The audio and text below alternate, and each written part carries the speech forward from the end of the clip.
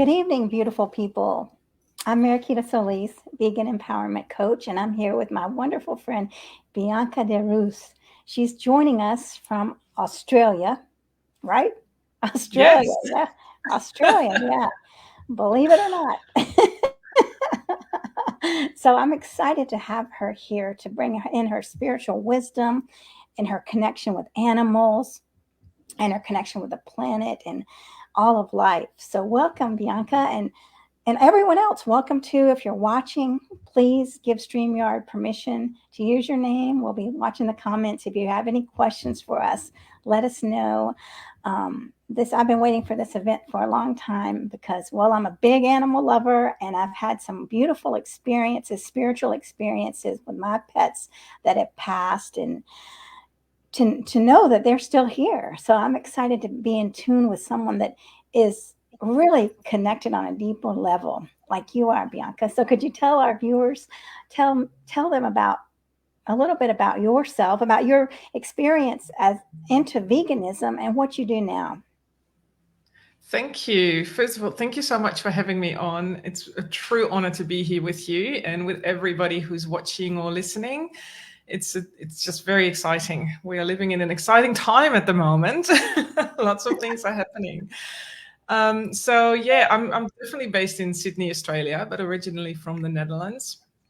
And yeah, it's so beautiful to be able to have, the connections that I have with the animals and with all the beautiful energies around the earth and also with the spiritual realms. It's just it's a passion, but also a beautiful role to have in this lifetime to be able to connect at that level, because it brings a lot of joy, it brings a lot of fulfillment and guidance, not just for me, but also for the people around me. And in particular, the animals are very keen to help us to have a much better experience in our lifetime as well. Well, that's beautiful. When did you realize that you had this deeper connection with animals? Oh, goodness me. This goes back about 10 years now. It's quite a while. And I can actually blame a snake for this. Really? Yes, yes. I love I was snakes. on a beautiful bushwalk here in Sydney. And Sydney is a beautiful city, by the way. It has a lot of greenery, beautiful nature tracks everywhere. And that day I was on one of those beautiful nature tracks and with a friend of mine. And we were just we were walking around and then we had our lunch with us. So we sat down on this beautiful fallen down tree. And we were just sitting down, having our lunch and being in our own world, really, just enjoying the surroundings. And all of a sudden in my head, I was hearing the voice and it said, "Hello, can you hear me?" And it was a real clear question. It was sort of in my voice, but not. And I sort of ignored it a little bit. And initially I turned to my friend and I go, "Did you ask me something?" And she was like, "No, not at all." And I go, "Okay." Continue, enjoying the lunch and the surroundings. And again, the voice was, "Hello, can you hear me?" And I was like, this is really strange. But then it said it a few times more and it became more pressing. "Hello, hello, can you hear me?" And in my mind, I was like, "Yes, okay, I can hear you, but this is not me," because it sort of sounds like me, but not. "But who are you?" And the voice said, "Well, I'm actually a snake. And I'm checking in with you that you can hear me because you need to go out into the world and do your job." And I was just sitting there going, whoa, now I'm hearing voices as well. This is just crazy. And I said, "Well, I would love to see you." And the snake says, "Well, I would love that too, but I'm not going to. I'm under the tree where you're sitting on. Your friend is afraid of snakes and I don't want to upset her. I just want to make sure that you go out into the world and do your job, connect the humans back to the animals." And I just sat there going, that is really strange. And he sort of took off. And I looked at my friend and Miriam looked at me and she goes, "Something just happened. I can see it in your face. What just happened?"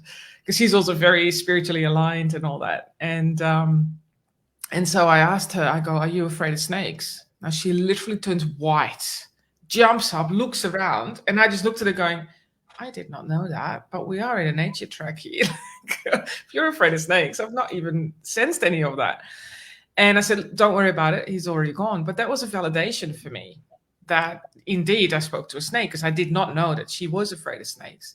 And then on the track further down, there was 2 other lizards that started talking to me. And then when I came home that afternoon, I had 2 dogs at the time, Rosie and Toby. And as dogs do, they come running to the door to greet you. And Toby all of a sudden stops. He sits down and he looks me straight in the eyes and he goes, "You can finally hear me." And I just looked at him going, yes. And he started talking and all this information came over. And I had to just really calm him down and go, "Look, I'm not quite sure what this is all about and what I'm meant to be doing with this, but just give me some time, let me get used to it." And this all sort of started to happen after I opened up myself to my spiritual awakening, which already started back in 2004. And I, taught myself in terms of finding other people. And I also did a course, became a Reiki master. So I had already this beautiful way of utilizing universal energy and working with the spiritual abilities that I discovered for myself. So this came on top of that. And it was like, whoa, this is just really unusual. But I found a teacher who taught me some practicalities around the animal communication. And from then, you evolve, you develop and find your own ways. And now it's almost like second nature. Like I'm talking to you, I can talk to the animals. And that's just really beautiful to be able to do that. Yeah. Yeah, that is so beautiful. Oh my gosh. I wish you could go on a hike with me. Please, let's do it. I know. Come to Atlanta and then we'll go on a hike because I lead groups at the nature center, right? Yeah. And so I would wonder who would be enjoying this walk and taking the walk perhaps with us, That's the thing. Yes. And that's amazing. Well, is there anyone else in your family that has this intuitive abilities? Yeah, my mom actually. She's a Reiki master. She's got her some Shambhala and what they call the violet flame. So she's been doing a lot of healing as well with people, and she's very much into the spiritual practices herself. And I sort of knew that, but never really asked her about it at the time when I started discovering what I could do. And she actually helped me to kickstart my journey back in those days because I just experienced some physical things in my body that I wasn't sure what it was. So I went to different doctors and specialists, and they said, "Oh no, you're very healthy. Nothing wrong with you really." So, and then I was sharing that with my mom at one stage, and she basically said, "Oh, do this, do that, and let's see what happens." And that's when she says, "Okay, yes, you're opening up to, your abilities, in the non-physical world." And that really started my awakening. So I did a Reiki qualification in that and started working with people and animals. So, and in relation to the animals, I've always had, affinity with animals because I grew up with animals around me when we went on holidays, in particular to one particular area where they had horses, and always looking after the horses and wondering at all times, like, what are you thinking? What are you feeling? And not being able to really have that level of connection with them to be able to understand it. And with nature too, I've always loved being out in nature and just it always re-energized me, but never really understood the full effect of that. And now that's so clear that, about the grounding and just being one with nature and allowing your energy to merge with all of that. It's just, it's amazing. It is so amazing. You're right. And I just want to look at these comments. Angela's saying she's so happy she made it live. Excited to hear Bianca's story. Thank you. And then Joseph is saying, amazing. Yes, it is very amazing. And so do we think that we all have these abilities or that only certain people? How do you think that works? Is it that you woke up to this, or what do you think about that on the spiritual level? Yeah, great question. It's interesting that you say that you wake up to that, and the term spiritual awakening is probably going around very rapidly right now because people are becoming more awake. And it is a terminology to say, we are waking up to the non-physical abilities that we all have. Every single person on earth has spiritual abilities. It is, however, either coming to the forefront or we keep it dormant for the rest of our lives. It depends what you choose to do in this lifetime. And for some people, it remains open from being a child into adulthood. For other people, it's from child, then it's sort of closed off when we are teenagers, and then it opens up again later down the track. It all sort of depends, what our life path is and what we had decided it becomes, and whether we are going to use our spiritual abilities. So if you choose to learn what these abilities are, you can learn that.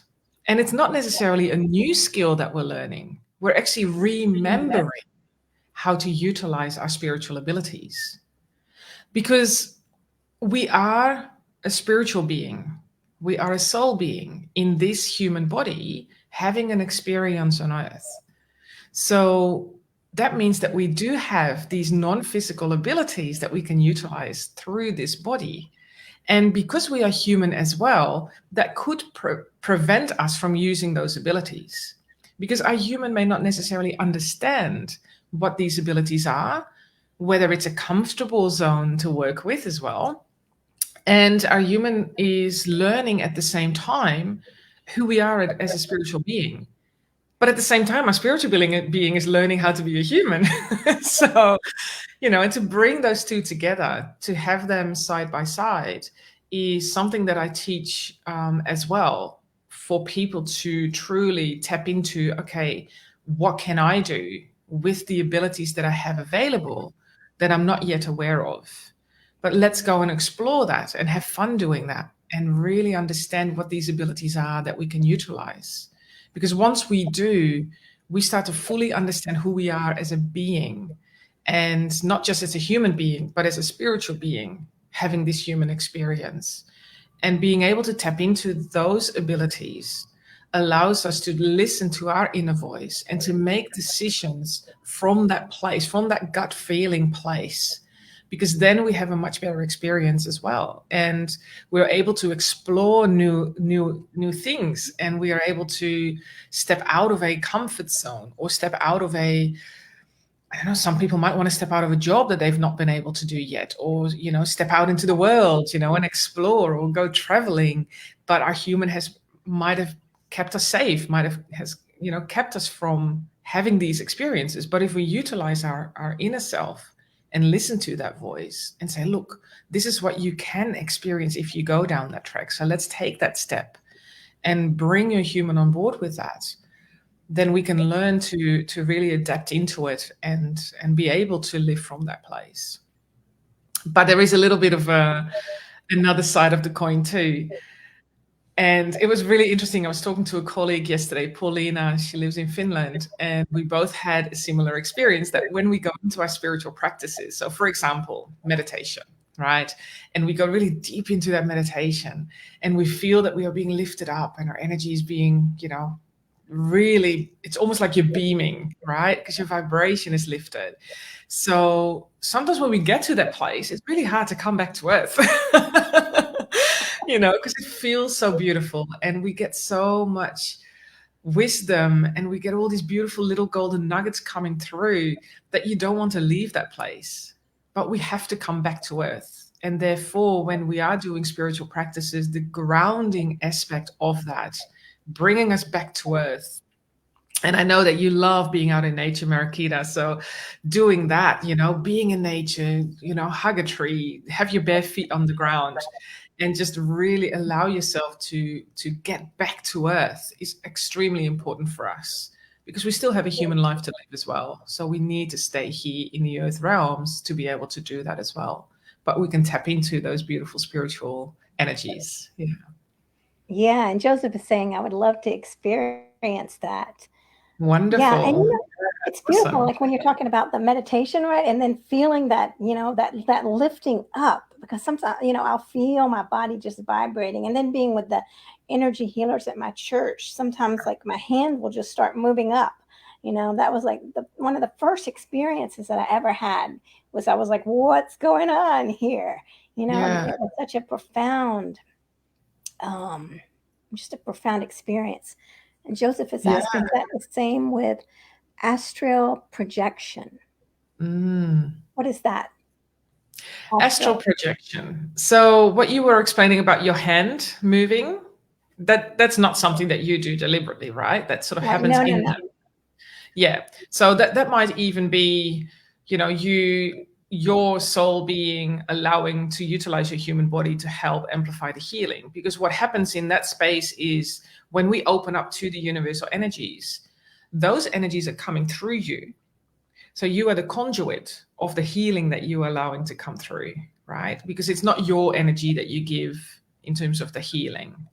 Because we don't want to go down that road because you don't want to be depleted. So you open up and you allow the universal energy to come through. And all sorts of things can happen when that happens, right?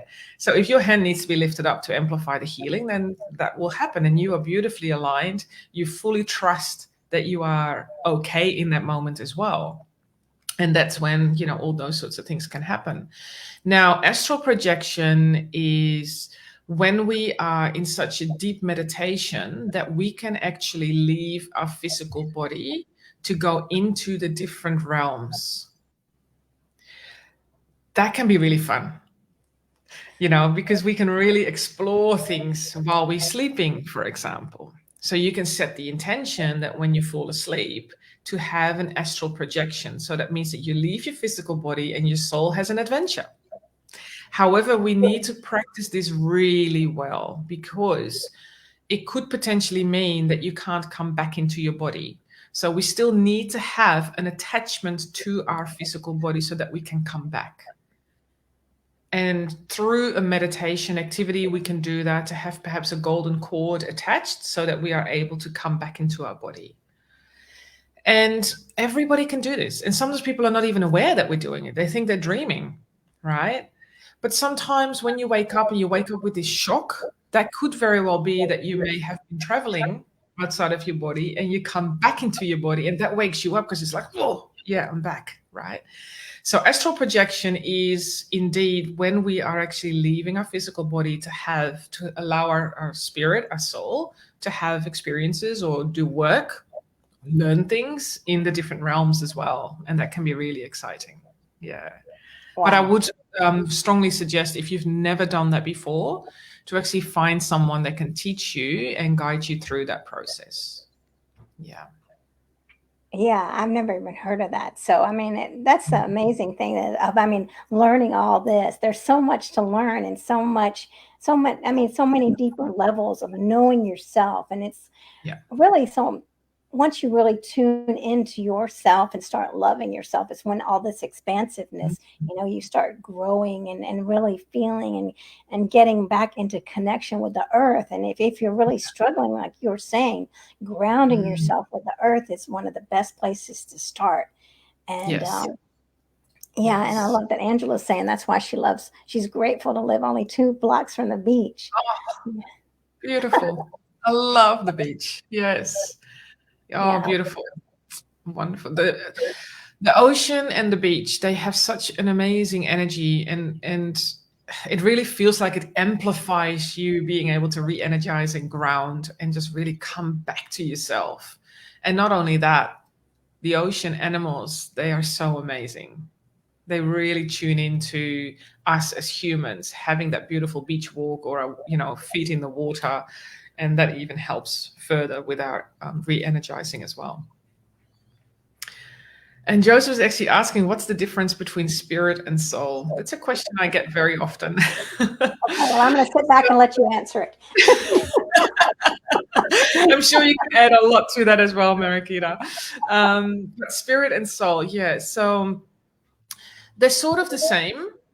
I mean, we can be in spirit, which means that we are connected to the spiritual realms through our own spiritual self, right? Our soul is the eternal being that we are. That is the light being that we are.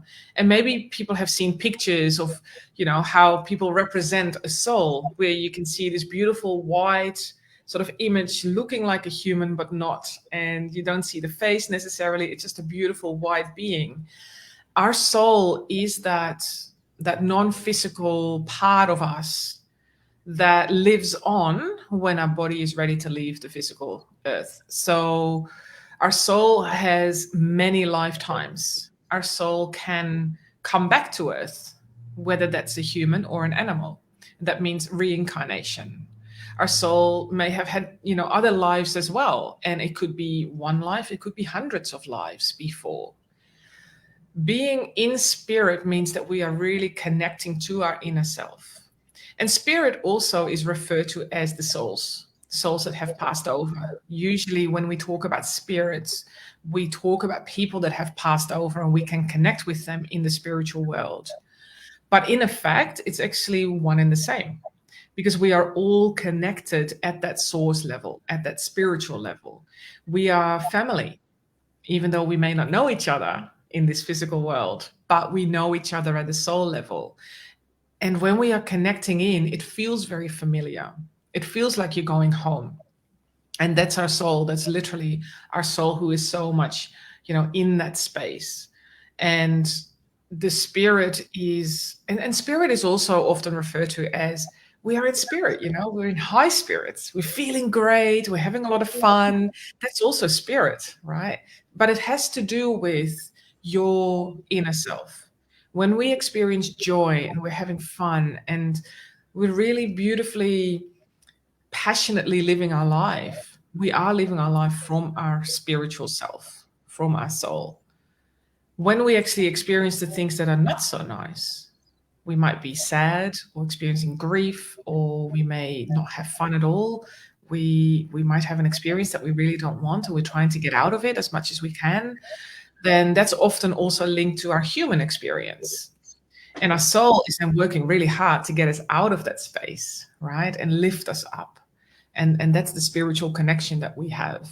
And spiritual is also, in my mind, the overall word of working with the beautiful non-physical realms. And that's the spiritual, and that's why they say spiritual awakening, because we are tapping into that and we're relearning how to connect with our spiritual family as well. Yeah. What about you, Mariquita? What's your take on the two differences? Well, I think the soul is like who you are after your body is gone, just that essence of you, and the spirit is, I think, I think of it more as maybe the way that you're kind of your energy that's coming out of your soul.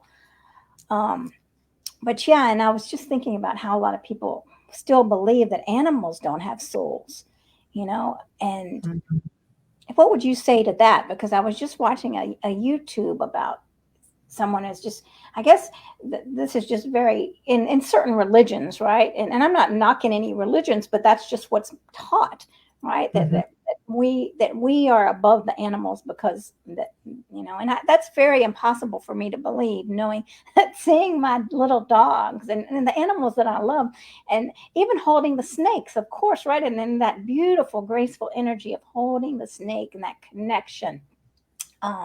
And that trust, this is a trusting animal. It's not an inanimate object, right? And so there's something beyond that body, So what would you say to that, to people that say that animals don't have souls?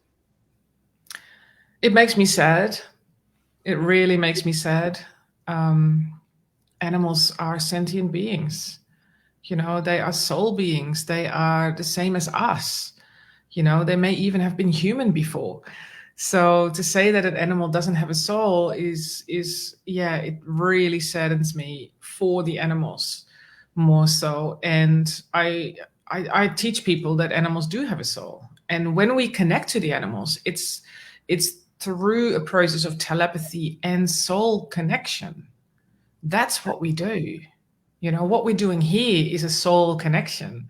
There is no coincidence that we are here together today, that we've actually met earlier on, Mariquita, and that we have a connection, right? The people that are watching, there is no coincidence that you are here watching and listening to this conversation. Our souls have created that for you, and you have created that for yourself as well. When we connect with the animals, they also create those connections for us. And just like us here on earth, we have a specific role that we are fulfilling. There are things that we want to learn in this human life, people that we want to meet, people that we need around us.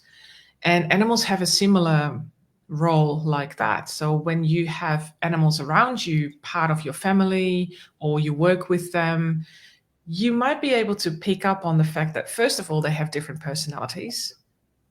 They all respond differently. They all interact differently. And second of all, they have a role to play. And you can see that even by just observing the animals as well. But yes, they absolutely have a soul. And when I connect to the animals, it's a pure heart-to-heart soul connection to them first. And I send them unconditional love, establish the connection, because then I receive the permission and say, yep, let's have that conversation. And then all the other abilities start to take effect. So the more I've worked with the animals, when people say they don't have a soul, they're not sentient beings, we can just use and abuse them, it makes me really sad for the animals, but also sad for those people, because that means they haven't got the understanding yet of who we are as a soul being and a human being, let alone the understanding who the animals are as a soul being. And they have a role to play, absolutely. Yeah, I love Yeah. what you're saying, because it just goes back to how it starts with ourself. Like once we can see ourself more clearly and tune into our soul, then we can see so much more. And that's what you're saying, because they're not seeing themselves as the soul, the soul spirited being. So they're not able to really connect with the others out there that have this beautiful soul. So yeah, I love that. It makes so much sense. I mean, really tuning in, doing inner work here first is what's going to open up to the rest. Like you said, it wasn't until you started doing the energy work that you were able to open. Yeah. But yeah, exactly. Let's see, what did Joseph say? Joseph said, what's your take about heaven? What's my take about heaven? Oh, that's interesting. I think I'm still exploring that in a way. What's my take on heaven? I feel there is no difference between heaven or hell or all of that. I feel that there are different levels in the spiritual realms. And levels, I don't mean, there is a hierarchy per se. I mean, there are it's almost like different chambers and different rooms where certain groups of spiritual beings are hanging out, right? Because even when we pass over and we go back to our spiritual form, we learn, we evolve, and we have different roles to play, and that's why we have the masters, we have the archangels, and there are spirits, and we have our spiritual guides that have had a human experience, spiritual guides that have not had a human experience. And so, but for us to understand it as a human, we will refer to it as different realms, as in different layers within that space. I believe that when we pass over, we go to one of those different realms, depending on how we have evolved as a soul being, throughout lifetimes, including this one. And so I don't necessarily believe there is heaven per se. But I do understand that as a human, we need that concept to be comforted by the fact that when we pass over, we go to a beautiful place and we call that heaven. And that's just the spiritual world, in my opinion on that. But I guess that's also because through my deep meditations, I have been very privileged, I feel, to have seen what it looks like and what it feels like to be there. So, and that's why I also feel like, there isn't necessarily, heaven. However, it is very colorful and it feels very loving. It's an intense love that you feel, and there's no expectations, there's no judgment, you can just be. And to be able to move into that energy and to be surrounded by your loved ones in the spiritual world is just an amazing sensation. And yeah, but again, I feel that humans do need to have that distinction. When we pass, we go to heaven. If you've done bad things, you go to hell. I don't believe that. I believe we all go to the spiritual world, and depending on what we have experienced and how we have evolved, that depends on, what are the different realms we may move back into. Hope that makes sense. Yeah.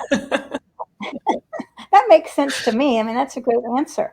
I feel Yeah. like the same thing. I mean, I never really, about the layers, but that makes sense. I feel like that, we are here, right? I mean, it's like we are here and yet we're not here, depending on how awake we are, like how much we're in tune with our spirituality, like you're saying, that you've already experienced it, right?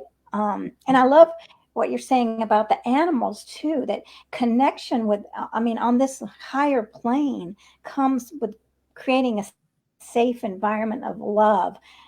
That's the foundation of this. To connect with an animal, you're creating this beautiful safe space, and then it's welcome and invited, so the animal comes in. So I think that's beautiful. So can you tell us and that's also a sign of respect, right? It's a sign of respect for them and their energy. And I have had animals say to me, no, not now, not the time. Okay, so I had to reschedule a client appointment because the animal's not ready to connect. And, you respect that, because if they're not ready to provide information that we might be looking for, then so be it. And the other thing that's also happening is that animals will only share that what they believe is needed in that moment for us to hear. So if we are looking for specific answers, we may not get it, because it's not necessarily what is important to them, and it's not necessarily what we need to hear as well. So yeah, it's fascinating.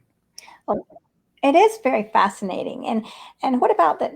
Can you tell us some specific examples of animals that you've connected with that have passed? Yeah, wow. That is a very different experience for me, to connect with animals that have passed over. They feel different. The information comes through in a different way. And it is just, it's also a process where I need to be careful, I feel, because when we connect with even a person that has passed over, I believe it's not our job to call them back, because we need affirmation that they're okay. When spirit is ready to connect with us, they will show up loud and clear. So when someone books in a session and say, I want to connect with the animal that has passed over, I do a shout out. It's almost like I've got my megaphone out and go, spirit world, we would love to connect with this animal or with this person. When they're ready, let me know and we can book it in. Because, their human is really keen to find out how they're doing, what they're doing, and if they have any messages. And, and then for me, it's once the client says, look, I would love to connect with my pet, then every day I'll just quickly tune in to find out whether they're ready and whether they're here. And when they are, that's when we, have that session, and I can ask the questions and whatever the animal wants to share at the moment. But people, it's interesting. People already know that their animal is around them, and they know that they're well. They know that they're happy, pain-free, and sometimes they don't come through straight away because they need to readjust being a spirit again, readjust being in a non-physical form. And sometimes they don't come back at all because they have different jobs to do out there. But they can check in with us as well. Yeah, absolutely. Yeah. And then I've noticed strange things. Like I'll hear or I'll feel a little dog like a dog on my bed. And then I'll like, I know I was watching my friend's dog and then my new little dog. And I looked at both of them, they were asleep. And then I knew that Mickey was there. He had come back. I just lost him a couple of months ago. And I know. And then one time I felt like I was dreaming. Well, maybe who knows if it was a dream anymore, about Garci, one of my dogs. And there was a lot of guilt, which is very normal, and then being with him in the dream. And then I felt a little paw on my hand. And then I looked around, and then that was when Mick was still alive. And I looked over and Mick was over there. And I was like, well, whose paw is this, on me? So it was amazing. Beautiful. And they can do that. They can make you, they can give you that physical feeling of I'm here, that comforting, and you feel that impression. So they can do that. Absolutely. Yeah. And that's a question as well that a lot of people ask me is, how will they let me know that they're with me? So then there are specifics that they give me, like, you might feel me brushing against your leg, or I might hop on your lap, or, I'll brush you over your forehead, or things like that. And then people go, oh yeah, I've sensed that, and I go, yeah, great. And they're definitely around you. They pop in and check up on you. My two dogs as well, that they passed away about 3 years ago now. And especially Rosie, she's here quite often. And I see her laying down on the floor, or she pops in, her head around the corner, and then she goes, oh, you won't see me for a little while. I've got stuff to do. And I go, okay, yep, see you later. And I've very recently adopted a new dog, Tofu. And both Rosie and Toby have been here with her, to show her around, to talk to her. And it's just lovely to have them still part of the pack, even though they're not physically here. But yeah, they do have other things to do. So, yeah. That's amazing. And that's the way I feel. It's reassuring. Yeah, it is. Even though the grief is enormous, and I definitely underestimated what it feels like to lose a pet. The grief is undescribable, and that can still pop up, but it's transformed into gratitude and love, because they still check in and they're still here. So that's amazing. Because again, it's a soul connection. So whether they're here in a physical realm or not, we still have that connection with them, and we can still have those conversations with them. The same as for people. Right. Yeah, that's so true. And well, I feel that definitely. And then yes, it's a very profound grief. But then I take myself to another level. I'll just to sit quietly and send that love to Mick, and say, I know you're here with me, and I'll start talking to him. So to move out of that, so yeah. So Trisha's here. Oh, hello, Trisha. And then what is Joseph saying?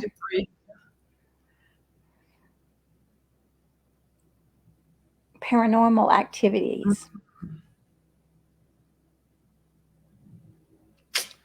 Right.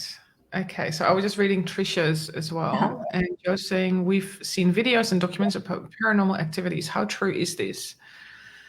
Let me go there first, and then I'll answer Trisha's question as well, because that's quite important to understand what Trisha's talking about and what the animals are saying.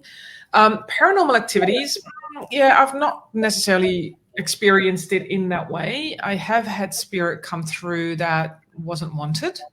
I have had entities attached to me, which were horrible experiences, and I would definitely not, put that towards anyone else, because that's just really a horrible experience. So I can only talk from that experience, right? That when we open up to the spiritual world, we must be so loving towards ourselves, and we must state we only open up to those spirits that have the best of intentions, the highest of intentions for us as a soul being and as a human being, and everybody involved around us. So that's always an intention that is stated up front. Now, in the earlier days when I learned about all of these things, I didn't do it as well, and I wasn't necessarily protecting myself as well. So I went to a really big spiritual event. We have like the Mind, Body and Spirit Festival here in Sydney every year. And I went there and I came home and I had an entity attached to me. So it took me a long time to remove that entity. I literally locked myself up in the bathroom, bathtub filled with Epsom salts and sage, and I had the candles going, and I had to bring in all the spiritual teams to help me release this entity. So paranormal activity I've not experienced myself, although when I go into certain areas, I feel spirits that are not needing to be there. I feel the difference between a spirit that has a good intention, that is here to provide a message or to provide guidance, or spirits that might be just passing through, or spirits that are there that have, not so good intentions for us. And you work with those to send them to the light, because often they are just lost souls. They're just, in between Earth and where they need to be, and they might not even know that they've passed over. And so, yeah, we do need to make sure that we send them to the light, and really actively send them to the light, and not allow them back in. But I haven't seen things, I'm now seeing scenes in front of me, like, open, cupboard doors and things like that, lights switching on and off and all that sort of stuff. I've not experienced that to that extent, but I have experienced sometimes, a door just opening up and there's absolutely no wind anywhere, like there's no breeze, no nothing. Or we've had, a light on and off, on occasion. But I'm very blessed to be able to then just tune in and find out, okay, is this bad or is this okay? But I also have a strict rule with the spiritual world. I have my boundaries in place where I have a strict rule of, you are just not allowed in. I'm not allowing you in my space whatsoever. So that sort of paranormal activity. And I love watching those shows, by the way, Joseph, because it intrigues me, right? Where you see these teams of people going into haunted houses, and they have all this equipment to measure whether there is activity and things like that. I'm fascinated by that.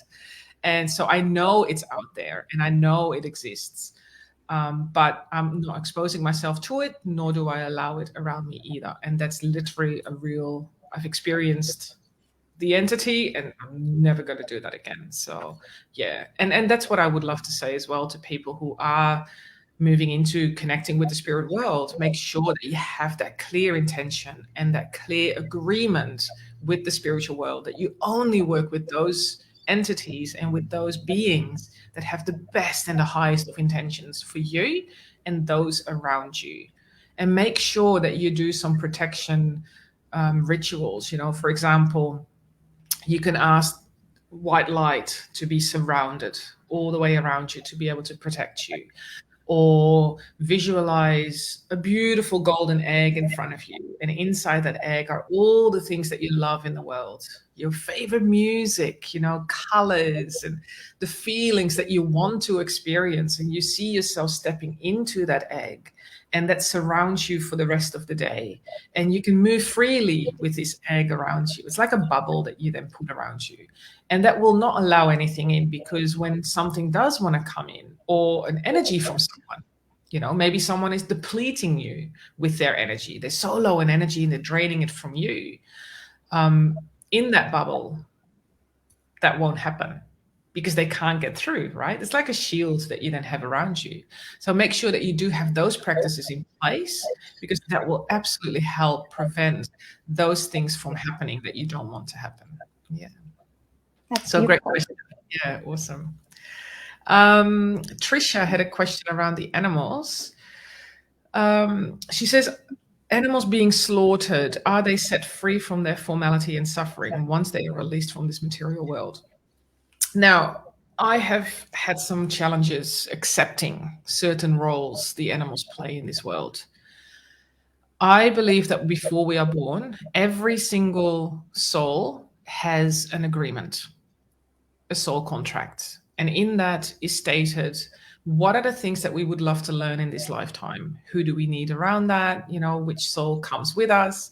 Maybe we have souls that we've been with for many, many, many years that are still with us in this lifetime, just a different form. So, and we also agree on the role and the purpose, why we are here and what we are here to do. The same goes for the animals. Some animals decide to be a pet, other animals decide to be out in the wild, and other animals have indeed decided to be food for humans. And that is their choice. The only thing that the animal kingdom have pressed upon me is that, yes, there are animals that have chosen to be, food for the humans, or other animals in that matter. It's also for animals in the wild that eat animals to survive, right? So they also have chosen to be eaten, to say it bluntly like that. But they have said, the way the humans are doing this right now, compared to what they would do hundreds of years ago, is very different. Hundreds of years ago, they would consume animals, and they would kill one animal and they could feed a whole family for the next 6 months to a year, right? Now there is so much overconsumption, and the way animals are dying is not right. They don't do it quick enough. They suffer, lock them up. Whereas hundreds of years ago, we would hunt for the animals. So all the animals were wild, right? So that's the difference. That's what they're not happy with. That's what they feel needs to change as well. And that's why a lot of people who are vegetarian or vegan, even people who may not necessarily be vegan or vegetarian, they still fight for the animals, for making the changes in how we treat them, making the changes in how we prepare them to be food. So what they are telling me is that we need to relearn what we used to do hundreds of years ago, caveman times, and go back to that to be able to eat food for those people that decide to still consume animals, which is hard to understand for people who are indeed, vegan and vegetarian. But everybody operates differently. So they may not be able to function without having some level of animal products. And that's something we have to accept. That's just the way it is. But the animals are very specific around that. Yes, we have chosen to be food. We have chosen to be a pet. We have chosen, to have a specific role. They are teaching us how to work with them at that level, and to do it in a way that is, not necessarily humane. I don't want to use that word, but that is not the suffering way, so to speak.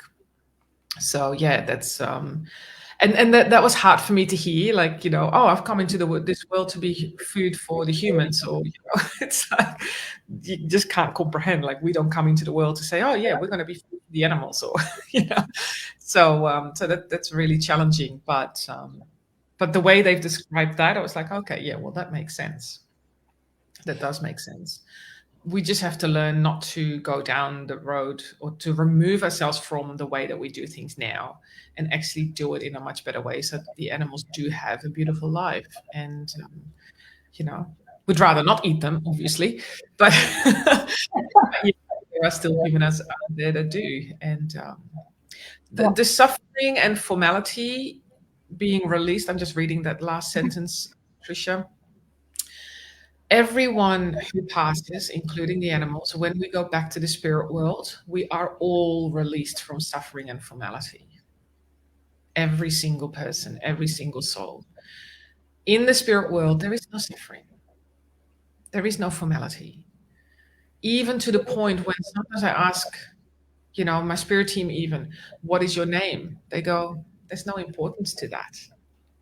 Feel our energy. Recognize us by our energy, because they are individual in that sense, even though we are one. But when we move back to the spirit world, there is absolutely no suffering.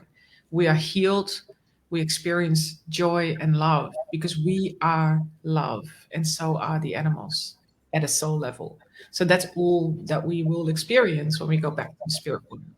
So there's absolutely no suffering anymore. And that's really wonderful to know. Yeah. That is a relief, isn't it? Yeah, Yes. because I mean, I know that we can't stand it, to think about it.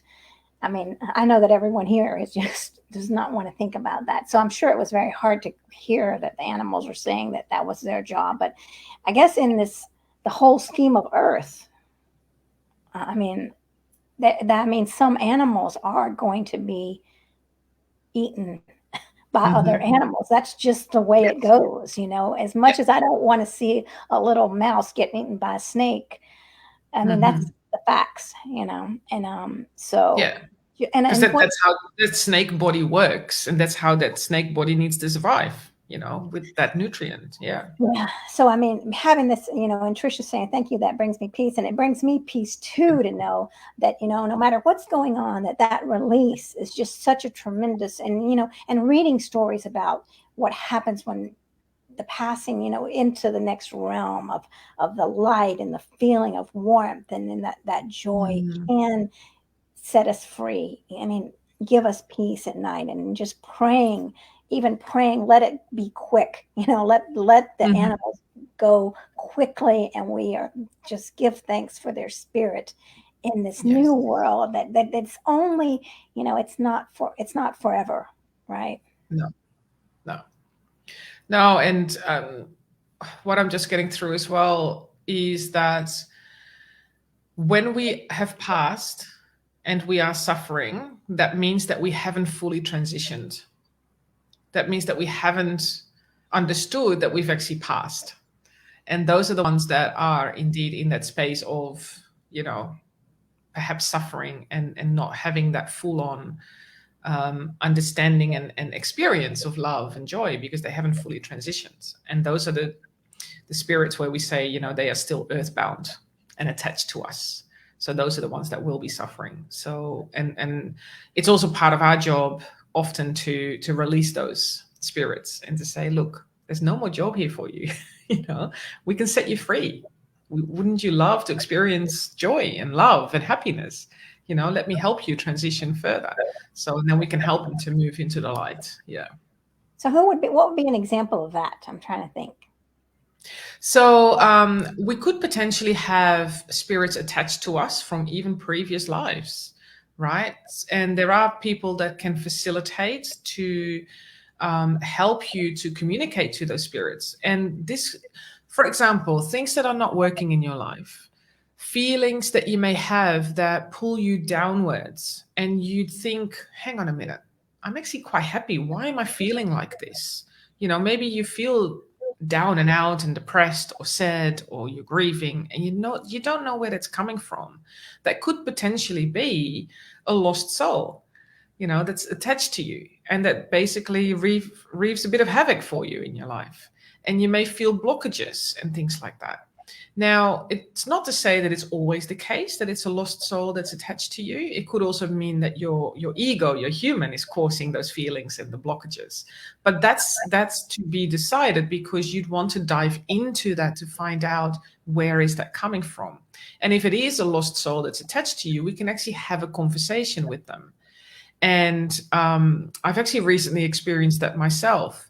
I went to a beautiful group of people that actually help people to release these lost souls. And we had a lady that was the conduit, and then a lady who embodied that spirit so that we could have a conversation with them. And the spirit that was attached to me was from quite a few lifetimes ago, who didn't realize he'd passed. And then I asked, well, why are you here? So answer the question, why that person was still here and what it believed its role was, and didn't understand it had passed over. So then I had a full understanding of why I had experienced those feelings and these things that were happening to me.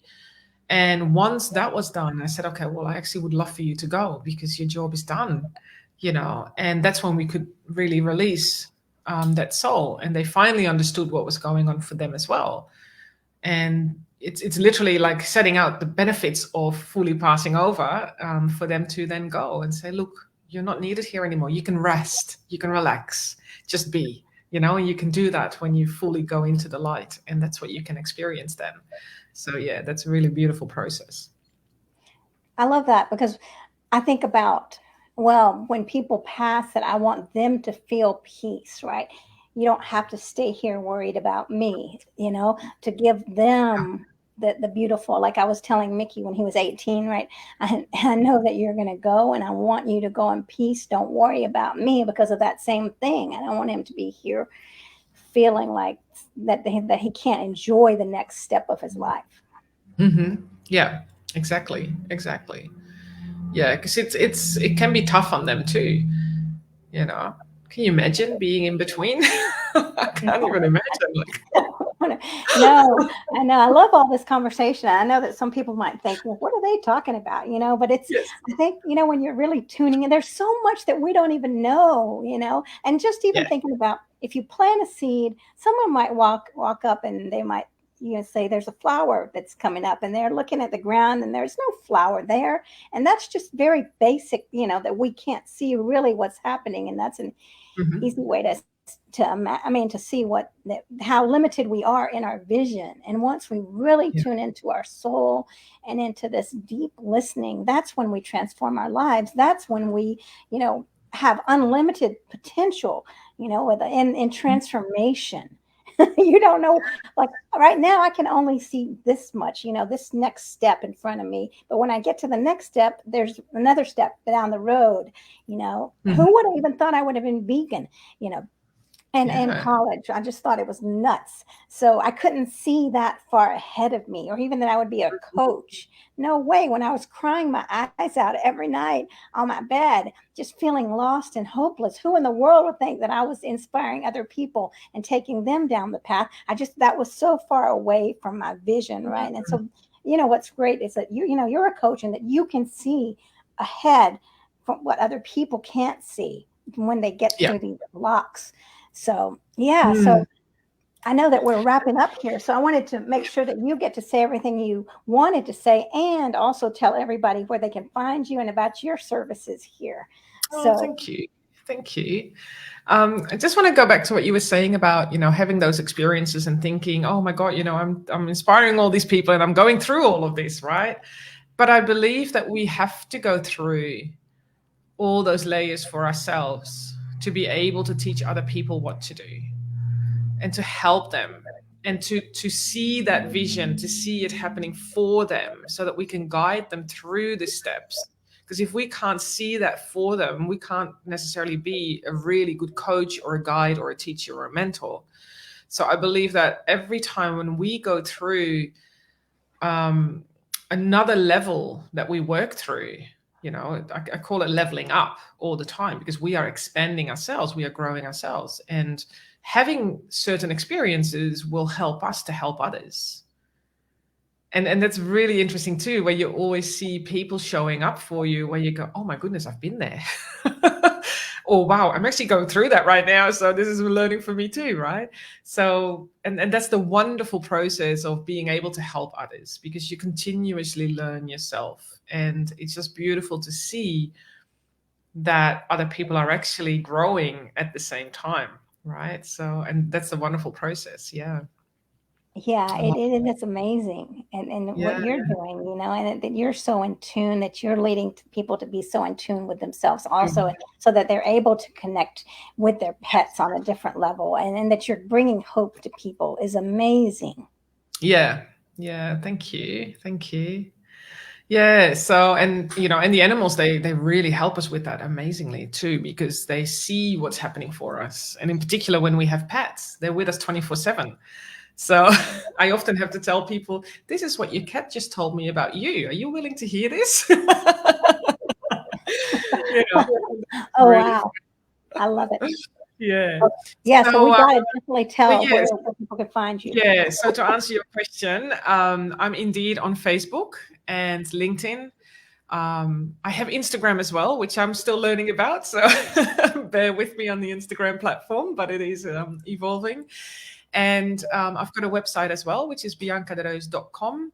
So you can find all my services there. And I've actually got an animal communication workshop coming up, beginning of June, that's starting. Might not be as favorable though for the times in the US, because it's during daytime here in Australia and it's all online. And that's literally the animal communication workshop teaches you to tune into yourself, to then be able to connect to your pets and be able to hear, see, and feel what they are experiencing. And that's a beautiful process to go through. So thank you. Yeah, well, I think what I've learned is really the more work I do on myself, the more chance I'm going to be able to, explore more and see more and be, just be more Yeah. in touch with that spirit world. And I see it happening, so it's beautiful. And Angela's asking if the animal communication workshop has replays, or what other things do you have available? Yes. So when you join and sign up for the workshop, then once the workshop is finished, you will have access to an online platform where you will find all the resources and all the recordings of the group workshop that you were part of, so that you have access to that lifetime, so that you can always go back and refresh yourself and, revisit. Yeah. Yeah. And do you have books that are available, or Yes. Okay. Yeah. Just in case, like for people that, yes, bring it out. Show us what we can get. Hello, can you hear me? The snake. Exactly. So this is a book I published back in 2018, and it's got some images, it's got illustrations. Oh, this way, and it's a It's a book to read about animal communication. It's got part of my story in there as well. However, I'm not just a person that says, just read this. I also get you to do it. so, so the book has activities so you can implement some of the activities that I invite you to participate in. And so it's actually a little workbook. Wonderful. So they can find you on Facebook, LinkedIn, a little bit on Instagram. And do you have YouTube, did you say? Yes, I've got a YouTube channel as well. You know what? I'll actually put in the comments Yes. all the links. So yeah, might be easier. Definitely. Yeah. Put all that. Yeah. Afterwards, go back and put in the comments. And I'm so thankful for this wonderful conversation. And you were one of the first vegan friends that I have met. And that I love it. That was like, what a blessing that the universe sent you to me, someone that was so connected with my heart, and animals on a deeper level, And so I'm very thankful that we met and that we're going to have to do this again. Yes, absolutely. And I just wanted to share as well with everyone that I have also had Mariquita as my guest on my podcast, which is coming out very soon. So keep your ears and eyes peeled so that you can see that episode popping up as well.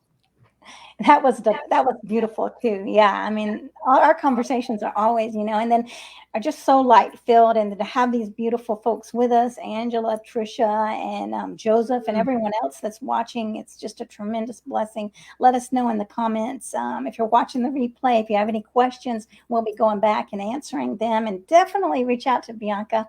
She is such a loving soul. You can see that, we can feel that energy of your spirit and that warmth from your heart. So thank you all. So and look at Trisha saying, I hope to continue working on myself because I carry a heavy burden daily for the animals and I just don't know how to let it go. Oh, Trisha, I feel that. Yeah. Look, reach out. Let's have a chat about that. Let's just have a conversation and might be able to help you to release that for you. Yeah, that's beautiful. Definitely everybody get a hold of Bianca, because she is such a beautiful spirit and she's here to serve. So I'm very thankful for you, Bianca, and for all these beautiful listeners. So thank you so much. Thank you. It was a real honor and so much fun. Yeah, great conversation. And thank you everyone for watching and for your comments. And reach out if you have any more questions. I'm here. Bye, everybody. Thank you.